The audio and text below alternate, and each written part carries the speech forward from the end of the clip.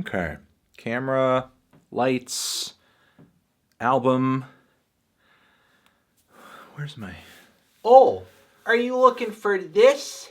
I knew you were looking for this. You're not gonna do my boy Jaden like that. You're not gonna do it to my boy Jaden, Anthony. He's a good rapman. He's got good raps. Oh, you got two of them? Why you gotta do it to my boy Jaden? My boy Jaden didn't do nothing to you. He didn't do nothing to you. Hi, everyone.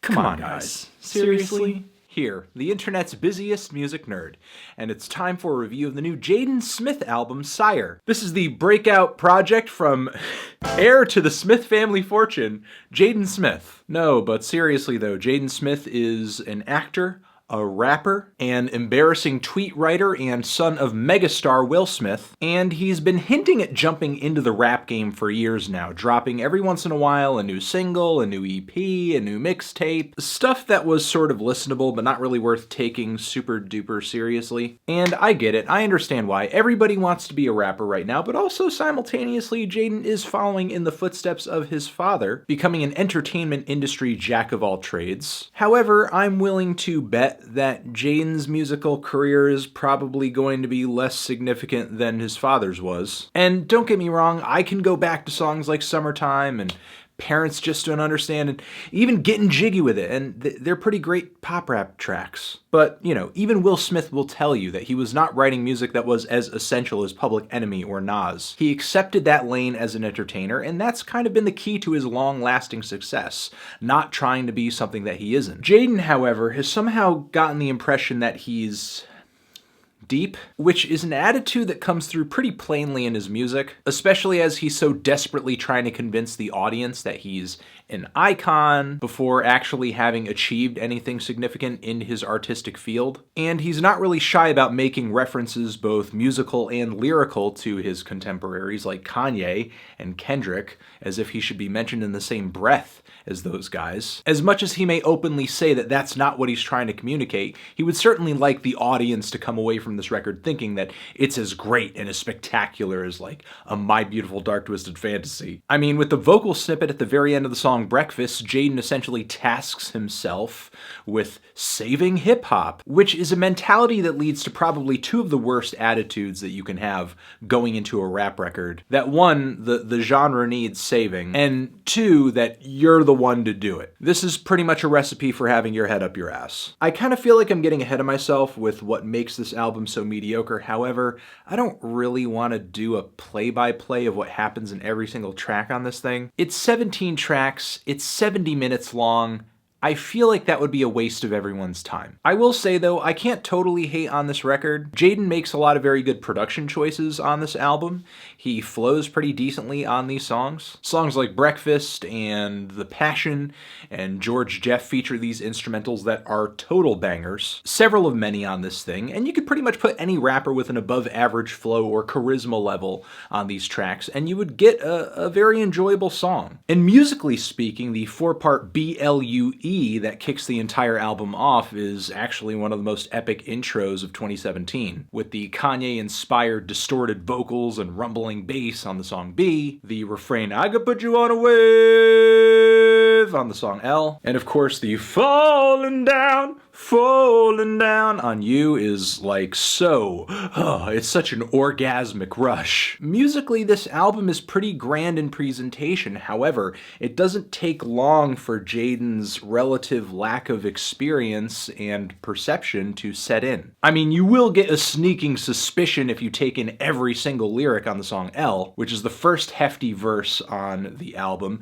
Jaden is not shy about comparing himself to Martin Luther King twice, which is one of many, many, many comparisons and name drops throughout this entire record. What's even weirder is that as he's mentioning King's name, he says he's Kama Sutra-ing. He says Kendrick is coming out of him, and hell, Elvis is coming out of him too. Also, this one line about needing to be up in the Senate. I mean, I guess Donald Trump is president, so why the hell not? But still, it's like Jaden is trying to project this weird sense of struggle into his lyrics when the fact of the matter is, he's been born into an incredible amount of privilege, which is great. I mean, your parents worked really hard for you to have the opportunities that you have. And there's nothing inherently wrong with that. Jaden would be far from the first artist in popular music to start rich. However, let's not pretend that Jaden began anywhere but the top. Now, ignoring Jaden's poetic faults and lack of perspective on things kind of becomes impossible as the album draws on,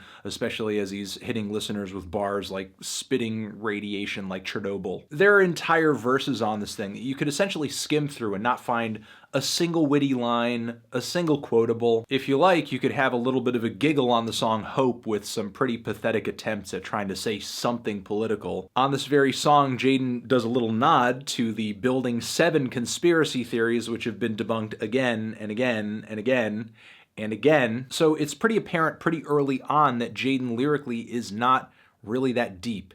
He's not saying anything that essential, despite the fact that he certainly implies that. But at least Jaden has good production on this thing. At least Jaden has great instrumentals.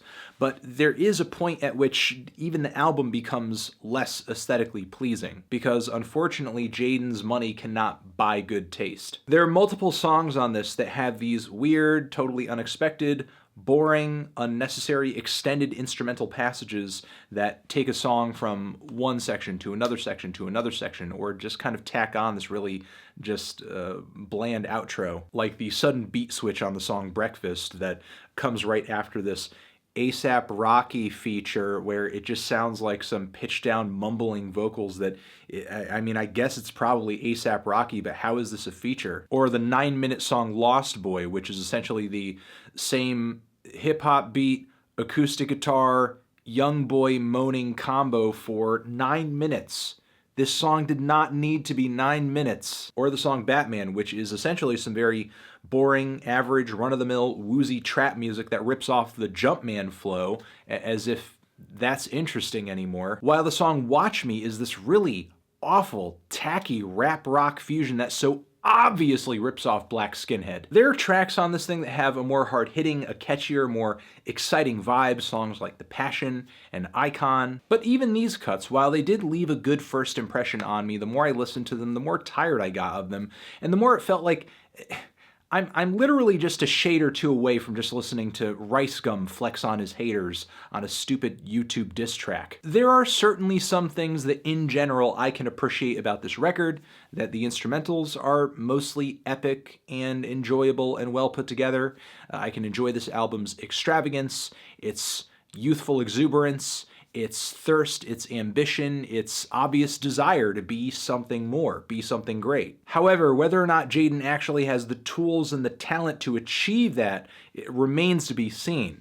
And the cons of this album far outweigh the pros. Jaden essentially gives his ego a completely undeserved blowjob for 70 minutes. He's constantly implying as if he is educating and informing and enlightening listeners, despite the fact that he has very little of substance to say about anything on this record, except for whatever topics or political flavors of the month that his contemporaries have also addressed but much more deeply in their songs. He recycles this silly "your verses or your lyrics sound like dirty dishes" line a couple times on the album, as if it was good the first time. On multiple occasions, he brags about his record label as if anybody even is aware that his record label exists. Overall, there's just a lack of vision, a lack of scope.